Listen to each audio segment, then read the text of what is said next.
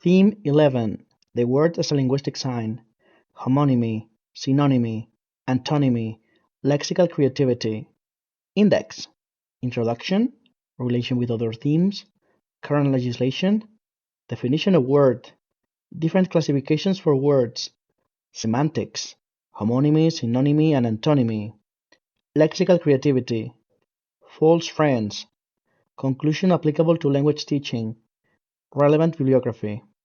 The theme I have chosen is number 11, which deals with lexical relations in English. I will start by giving a brief definition of the term word before going on to talk about the relations that exist between lexical items, especially the concepts of homonymy, synonymy, antonymy, and polysemy. I will also mention lexical creativity, word conversion, and the concept of false friends. I will finish with a conclusion related to some thoughts on how best to approach the teaching and learning of all these aspects in our secondary school classes. This theme is directly related to others dealing with semantics and lexis, especially number 10, which deals with word formation in English. The new improved Organic Law of Education, the LOMLOE, came into force in 2021 and has now been introduced in secondary education. The law deals comprehensively with the most suitable type of methodology to be implemented in our secondary school classes. The official curriculum of the Autonomous Community of Madrid contains detailed information about the introduction of grammatical points and vocabulary during the different stages of compulsory secondary education and bachillerato. All of this is established and supported by the Council of Europe in the Common European Framework of Reference for Languages. To begin with, it is necessary to define exactly what a word is. Basically, it is a linguistic unit which enables people to refer to every object, action, and quality that they want to distinguish. Words have an external form, commonly known as the signifier, and a meaning, which we often refer to as the signified. What is clear is that a word can be looked at from various points of view.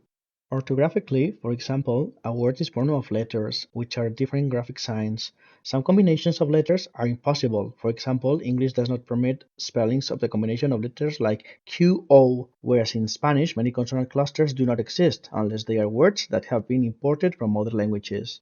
If we look at the formation of words, we see that they are made up of morphemes. Morphology deals with the internal structure of words, which can be demonstrated by splitting a word like unhelpful into three morphemes: un, help, full. A word can also be looked at phonologically. Phonology deals with the organization of sound units, known as phonemes. In a language like English, this is a really important area, as pronunciation and spelling do not always correspond. Context would tell us that not a tall man is not the same as not a tall man, even though the two phrases would be pronounced almost identically as not a tall man. Words have different functions and can be divided into lexical, or open class, items and grammatical, or closed class, items. Lexical words are nouns, full verbs, adjectives, and adverbs. These words refer to actions, things, or states and have a full meaning. Grammatical words, on the other hand, are those which only have a sort of linking function. Here we find articles, prepositions, conjunctions, and so on. If we look up a word in a dictionary, we will find that it is presented in different forms. A verb, for instance, would be found in the infinitive, but other forms, the past participle, and so on, would come under the same heading. Thus, the word be would lead us to find other lexical items like am, are, is, was, were, been, or being. Notwithstanding all these ways of regarding a word, it is principally a comparer of meaning. This comes under the heading of semantics, covering many different areas. In the first place, I will talk about the concept of homonymy. Words which share the same shape, either phonologically or morphologically, are referred to as homonyms. Within this category, we can find homophones, which, as their name suggests, have the same pronunciation but are spelled differently, as in know, spelled with N-O, and know, which is spelled K-N-O-W. Homographs, on the other hand, are words which have the same spelling. For example, the word ROW can be pronounced either as row or row. The term homonymy must not be confused with polysemy. The latter refers to a word with different but closely related meanings. This is understandable if we talk about a branch of a tree, a family, a railway, or a bank. Similarly, if we refer to a house being at the foot of the mountains, or say that someone trod on my foot, it is clear that the word foot refers to the bottom part of something. Therefore, in order to make this clear, we can say that polysemy is the same word with different meanings in different contexts, whereas homonymy can refer to different words with the same spelling or different possible pronunciations of a word. I will now move on to talk about synonymy. Synonyms are words which have the same meaning. However, it is almost impossible to find words in English which can be used interchangeably in all sentence contexts. What grammarians tend to call strict or true synonyms. For example, hard can be considered a synonym of difficult in the sentences "the exam was really hard" or "the exam was really difficult," but not when we use hard as the opposite of soft in the sentence "the bread was too hard." Linguists say that, normally, synonyms only exist in what they term the loose sense of the word, and not in all contexts. It seems ridiculous to have two ways of saying exactly the same thing, so words have tended to specialize in one field or another, or in different contexts. For example, ideas can be expressed differently in different countries. While British speakers would refer to a lorry, an American would say truck. In British English, you would go up to your flat in a lift, while an American would use the elevator to get to his apartment. Even within the same country, we could come across examples of dialectal difference.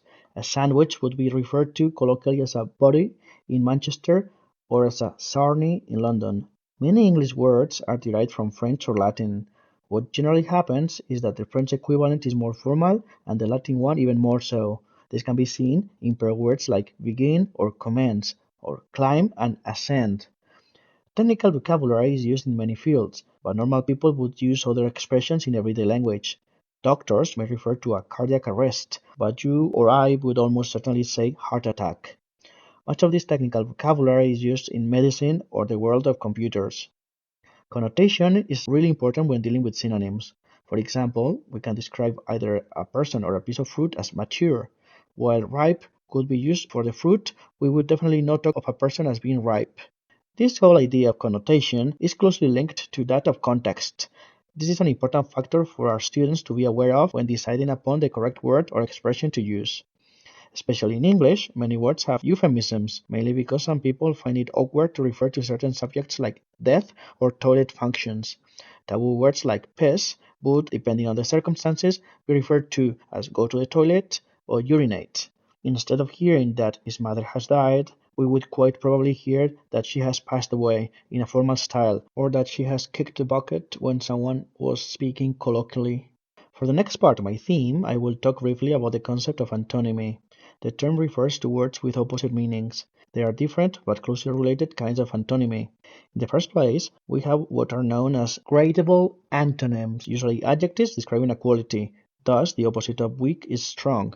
We can also find complementary antonyms. Here, if we state one word, we automatically deny the opposite. If the door is shut, then obviously it cannot be opened at the same time. The third kind is known as converse antonyms, where one member of the pair refers to the converse of the other member. For example, if I want to borrow something, someone will need to lend it to me. Equally, if I am your uncle, then you are my nephew or niece. I will now speak about lexical creativity. Perhaps more than any other language, English is dynamic and new words are being introduced constantly. There are different ways of creating new ideas. For example, neologisms often condense ideas in one single word. Thus, bounce back ability would be the ability to bounce back from something like a defeat or other type of setback. Expressions like surfing the web are now commonplace in the English language, as are words like chav, hoodie, or diva. One class of word can be often converted into another class.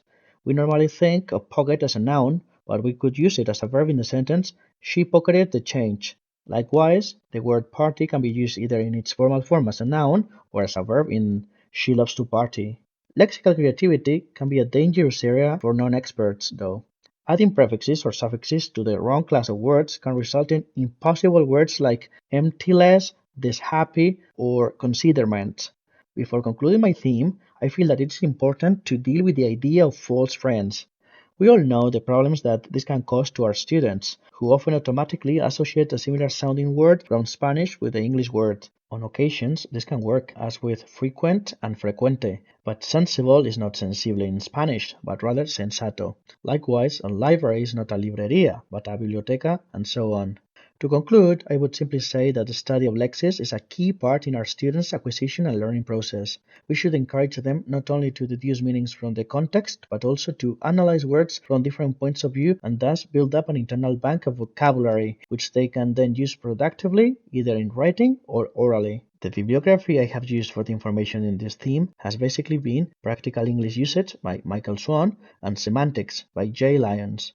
I hope you agree with me that my theme has covered all the necessary points and that it has demonstrated the importance of dealing with lexical concepts in our classes from a student-centered viewpoint, using up-to-date methodological principles, something which can only be of benefit to our students.